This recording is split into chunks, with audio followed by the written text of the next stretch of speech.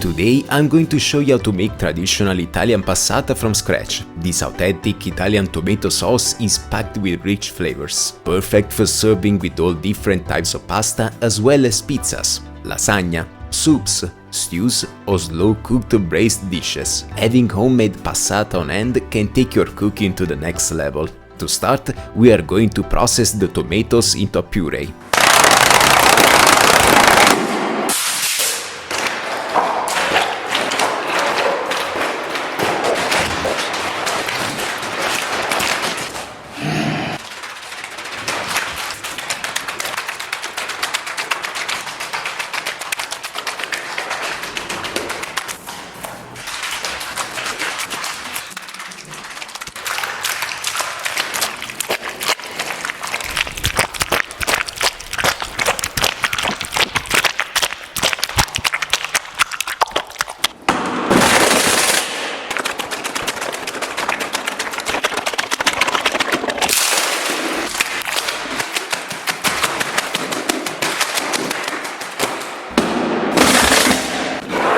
Now that we have processed the tomatoes, it's time to cook them. Place a pot onto your cooktop.